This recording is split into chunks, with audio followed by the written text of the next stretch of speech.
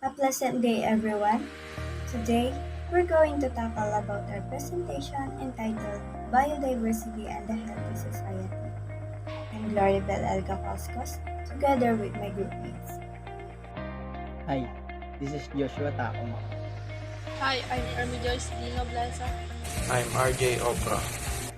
I'm John Paul Gonzalez.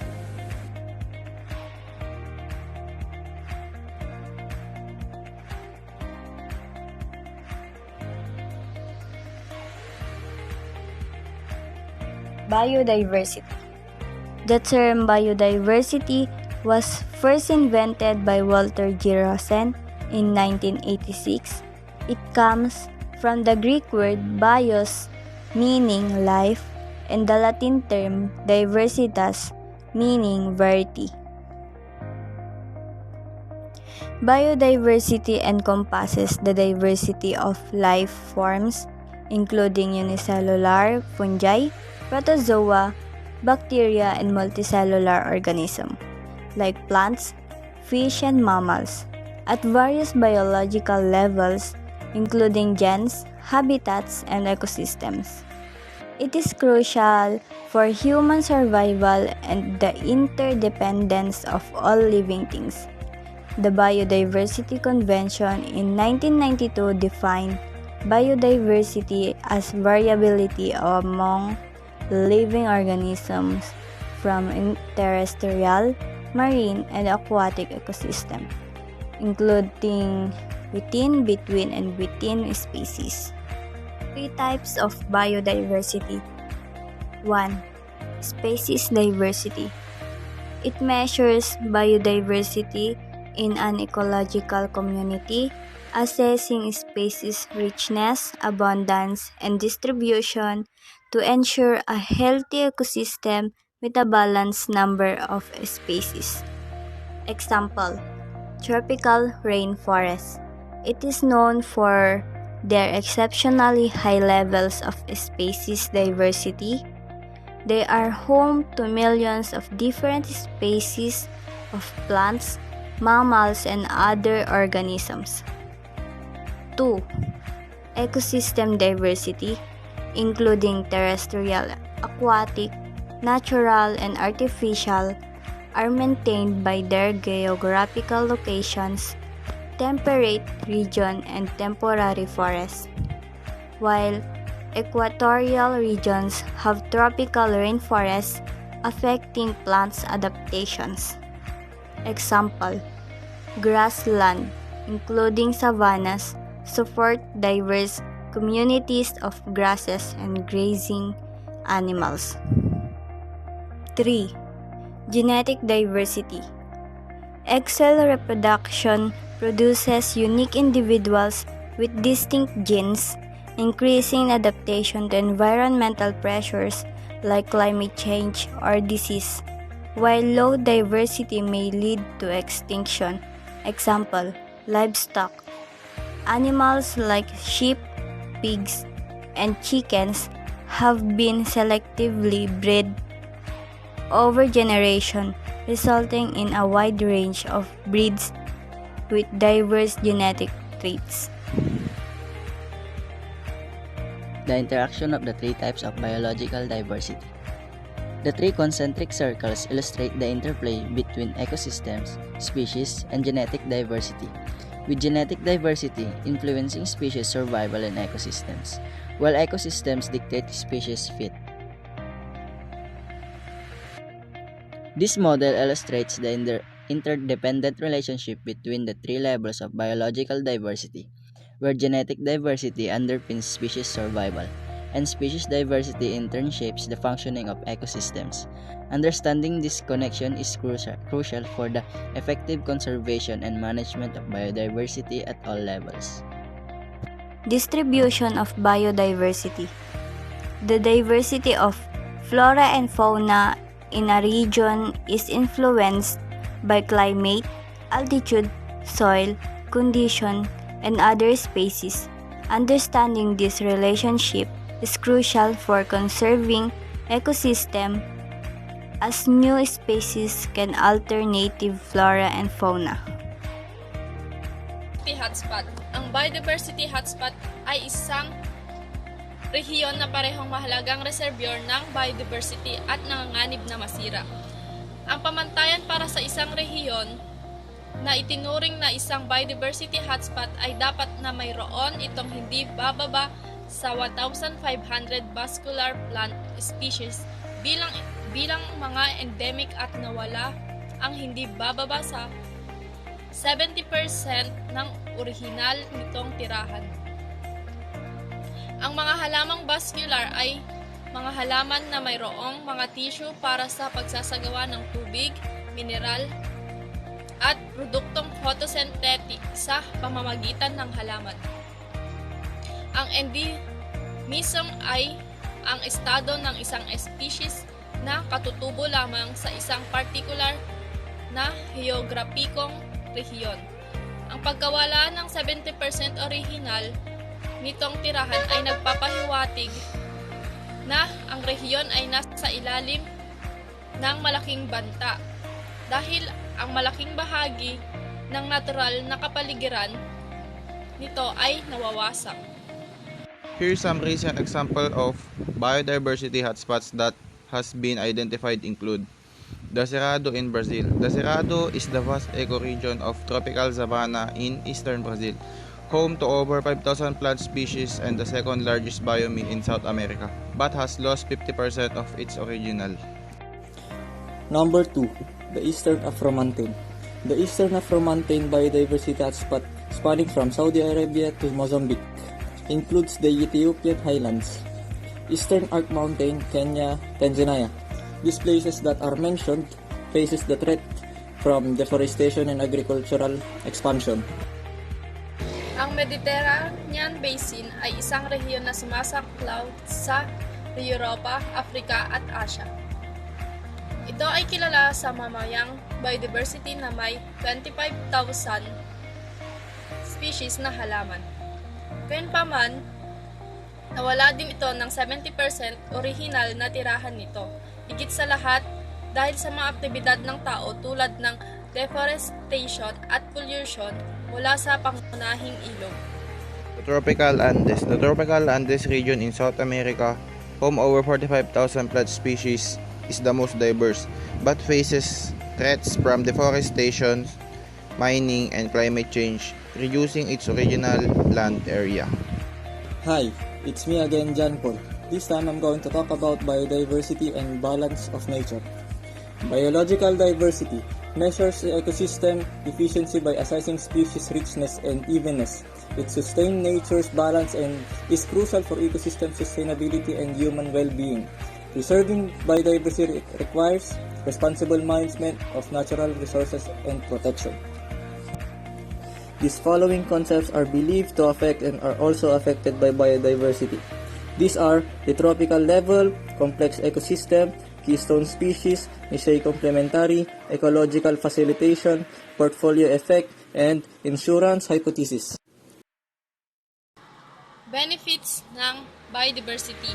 Ang biodiversity ay gumaganap ng isang mahalagang papel sa pagsuporta sa mga pangangailangan ng tao at lipunan.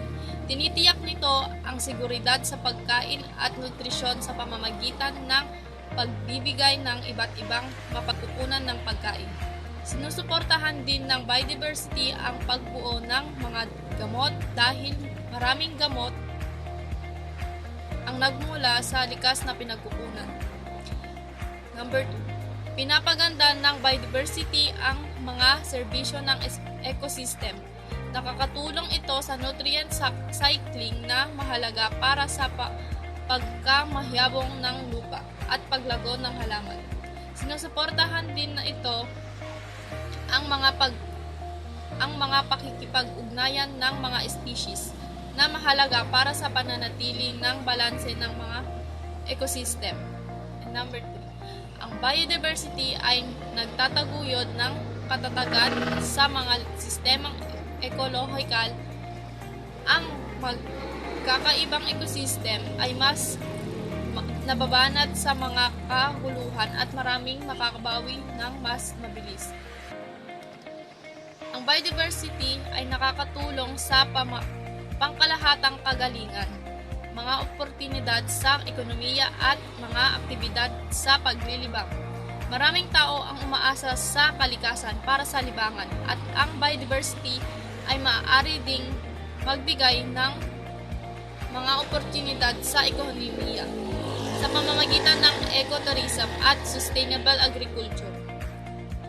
Number 5. Nagbibigay ang biodiversity ng mahalagang serbisyo tulad ng paggawa ng oxygen, pagsasalang ng tubig, pagkakamayabong ng lupa, pollination, at proteksyon sa baybayin. Ang mga serbisyong ito ay mahalaga para sa kaligtasan at kagalingan ng tao. The different component of biodiversity, genes, species, and ecosystems, give society an extensive assortment of goods and services. These are categorized as the consumptive, non-consumptive, and ecological services to the society. Consumptive non-market resources like food, fuel, and medicine are consumed directly without market access, while non-consumptive value includes natural resources like recreation and education. Lastly, ecological service support health, social, cultural, and economic needs. A. Biological productivity. B. Regulation of climate. C. Degradation of waste. D. Cleaning of air and water. E. Cycling of nutrients. F. Controlling of potential pests and diseases causing species. G. Detoxification of soil and sediments. H. Stabilization of land against erosion. I. Carbon sequestration and global climate change. J. Maintenance of soil fertility. K. Balance of nature. Biodiversity benefits humanity but threats exist to genes, species, and ecosystems. Eco Park serves natural recreational activities while sacred plants and animals are revered in religious countries. Threats to biodiversity. Natural causes. These are the threats that occur in nature and are considered inevitable. Natural causes include the following. Number 1. Narrow geographical area. The narrower the area of a certain community, the lesser the number of species that will be able to thrive in it. 2. Low population. The lesser the number of individuals to procreate, the lower the biodiversity in an area. Example, a forest having just one type of tree, only 2 bird species, and a single type of mammal. Rate. Ang mababang pag-rate ng pag-aanak sa isang populasyon ay maaaring humantong sa pagbawas ng pagkakaiba-iba ng genetic. Kapag ang mga individual ay dumadami sa mas mabagal na rate, mas kakaunting pagkakataon para sa genetic variation na mangyayari. Maaari nitong gawin mas mahina ang populasyon sa mga pagbabago sa kapaligiran, sakit at iba pang banta. Sa kaso ng mga elepante sa Africa, ang kanilang mababang rate ng pag-aanak dahil sa mga salik tulad ng pagbubuntis at laki ng magkalat ay maaaring maging mas madaling kapitan ng inbreeding, mga pagbabago sa kapaligiran, poaching at pagkawala ng tirahan. Bukod pa rito, ang pinagbabang pagkakaiba ng genetic ay maaaring hubugin ang ecosystem sa mga paraan na maaaring hindi pakipakinabang para sa mga species at iba pang mga organismo sa ecosystem. Number 4 is natural disaster. The occurrence of natural calamities causes the destruction of habitats of various species, thus diminishes biodiversity. Example of this is the earthquake that happened in Japan that causes many houses and roads ruined. Anthropogenic cause. Human activities often neglect sustainable development principles leading to a decrease in species. The following are the most common anthropogenic threats. Number 1 is the alteration and destruction of ecosystem. Tropical countries like Southeast Asia are experiencing rainforest damage due to coconut farms and reclamation of rivers and estuarine areas, endangering species like orangutans and bayawak and preventing fishes from moving freely between rivers and sea. Nagbibigay diin sa isyu ng pangangaso at pagsasamantala ng mga hayop. Kabilang dito ang pangangaso ng mga mapinsalang hayop tulad ng alligator at ang mga pangangalakal ng mga kakaibang species.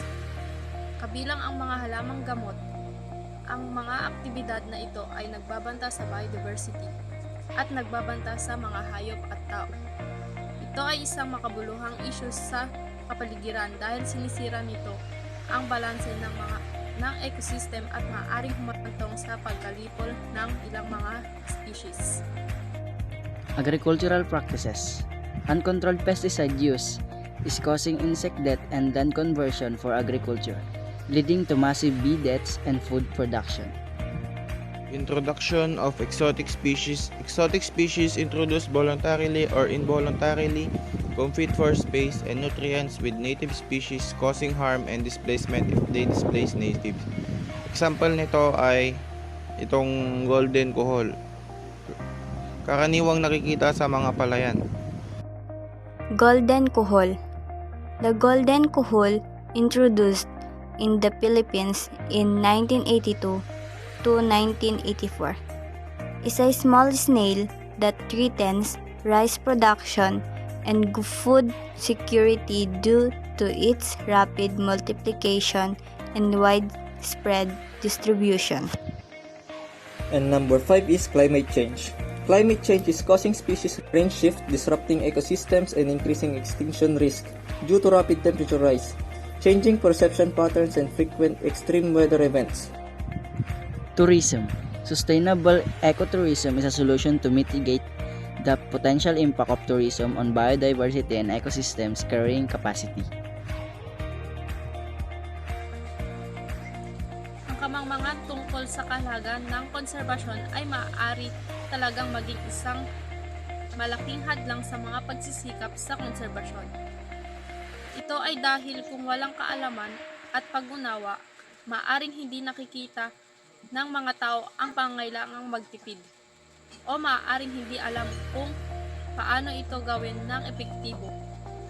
Sa makatuwid, ang agarang pagsisikap sa pagtataas ng kamalayan ay kinakailangan upang itaguyod ang pangangalaga ng kalikasan. Ang mga pagsisikap na ito ay maaring turuan ang mga tao tungkol sa kahalagahan ng konserbasyon at magbigay sa kanila ng kaalaman at kasanayan ng kailangan nila upang ag-ambag sa mga pagsisikap sa konserbasyon. Most recent issues on biodiversity. Habitats loss and fragmentation. Deforestation, urbanization, and agricultural expansion are causing global habitat loss and fragmentation, posing threats to various species by reducing living space and disrupting ecological connection. Example, Amazon rainforest. Amazon rainforest. The Amazon rainforest, covering 9 South American countries, is facing increasing deforestation, causing 17% of its original forest cover to be lost, posing a significant threat to global climate change mitigation efforts.